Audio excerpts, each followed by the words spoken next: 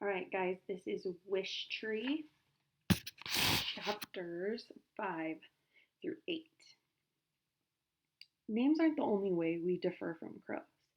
Some trees are male, some trees are female, and some, like me, are both. It's confusing, as it so often is the case with nature. Call me she, call me he, anything will work.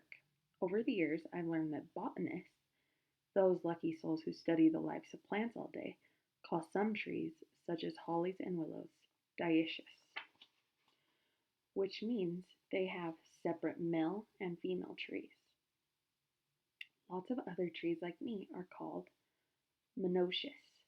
That's just a fancy way of saying that on the same plant you'll find separate female and male flowers.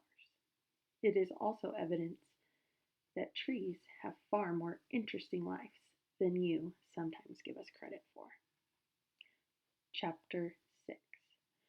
One thing trees and crows have in common, in fact, one thing all natural world has in common, is the rule that we're not supposed to talk to people. It's for your own protection. At least that's the theory. I've often wondered if the endless silence is a good idea.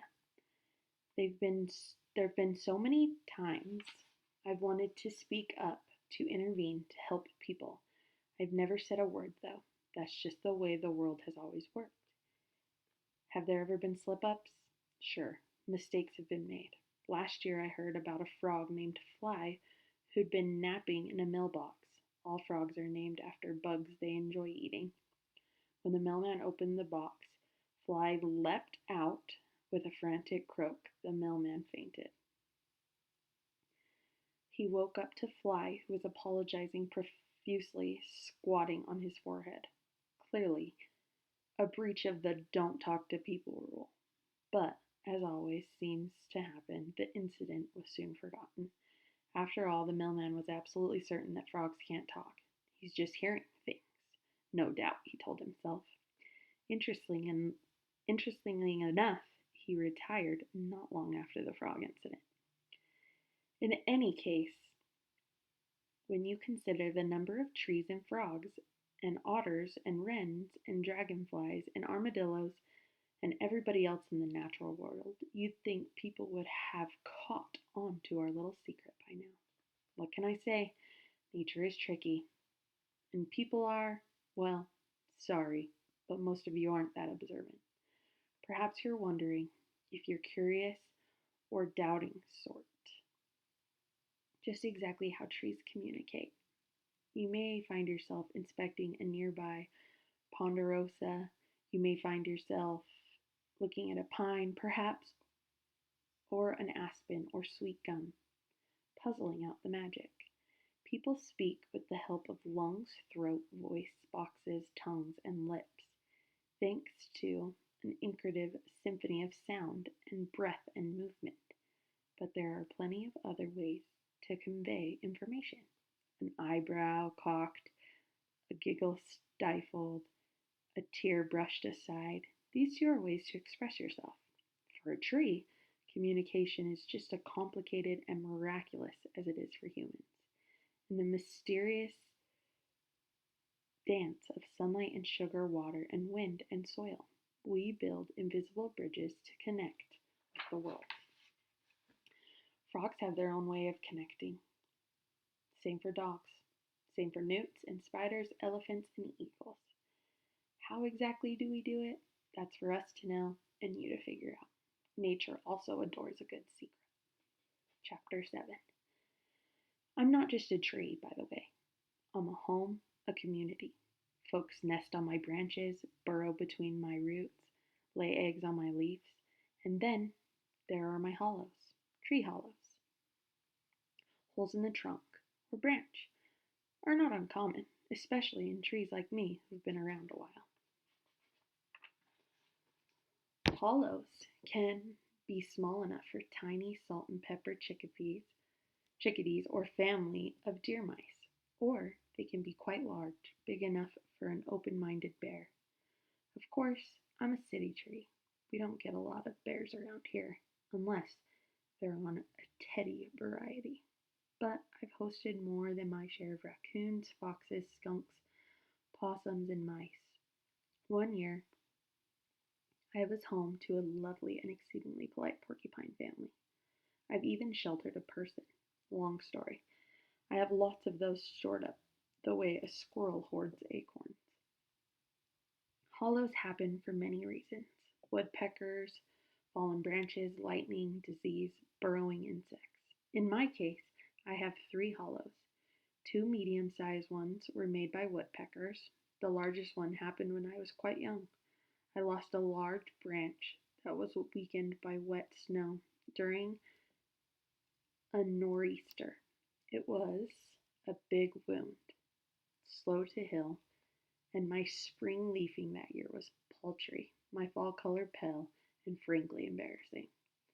But eventually the hole healed, widened with the help of insects, and now, about 4 feet off the ground, I have a deep and oval hollow. Hollows offer protection from the elements, a secure spot to sleep, and to stash your belongings. They're a safe place. Hollows are proof that something bad can become something good, and with enough time and care and hope. Being a home to others isn't always easy. Sometimes I feel like an apartment complex with too many residents who don't always get along. Still, we make it work. There's a lot of give and take in nature. Woodpeckers hammer at my trunk, but they also eat annoying pests. Grass cools the earth, but it also bickers with me over water. Every spring brings new residents, old friends, and more chances for compromise. This spring is particular, has seen quite the baby boom. Currently, I am home to owl nestlings, baby possums, and tiny raccoons. I am also visited regularly by skunk kits who live underneath the front porch of a nearby house. This is unprecedented. Never have I sheltered so many babies. It just doesn't happen. Animals like space. They like their own territory. Normally, there would be arguing, perhaps even a stolen nest or a midnight battle. And certainly there've been disagreements. But I've made it clear that eating your neighbors will not be allowed while I am in charge. Me, I don't feel crowded at all having so much company. Making others feel safe is a fine way to spend your days.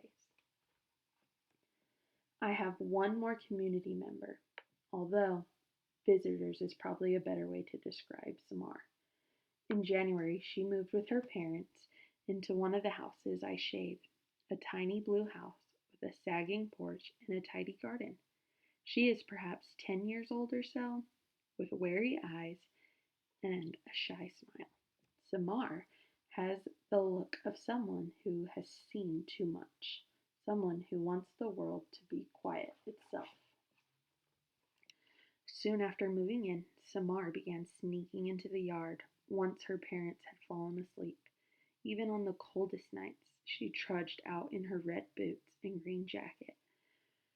Her breath was a frosty veil. She would stare at the moon and at me, and sometimes at the little green house next door, where a boy who looks to be about her age lives. As it grew warmer, Samar would venture out in her pajamas and robe and sit beneath me on an old blanket spattered with moonlight. Her silence was so complete, her gentleness so apparent, that the residents would crawl from their nest of thistledown and dandelion fluff to join her. They seemed to accept her as one of their own. Bongo especially loved Samar. She would flit to her shoulders and settle there. Sometimes she would say hello in a fine imitation of Samar's voice. Often Bongo gave Samar little gifts she'd found during the daily flights: a Monopoly token, the car, a golden hair ribbon, a cap from a root beer bottle. Bongo keeps a stash of odds and ends in one of my smaller hollows, which is the possums kindly tolerate. You never know who I might need to bribe, she likes to say. But her gifts to Samar weren't bribes. They were just Bongo's way of saying, I'm glad we're friends. It, if this were a fairy tale, I would tell you there was something magical about Samar, that she cast a spell on the animals, perhaps. Animals don't just leave their nests and burrow willingly. They are afraid of people with good reason. But this isn't a fairy tale, and there was no spell. This isn't a fairy tale, and there was no spell. Animals compete for resources just like humans. They eat one another, they fight for dominance. Nature is not always pretty or fair or kind, but sometimes surprises happen. And Samar, every spring night, reminded me there is beauty in stillness and grace and acceptance, and that you're never too old to be surprised.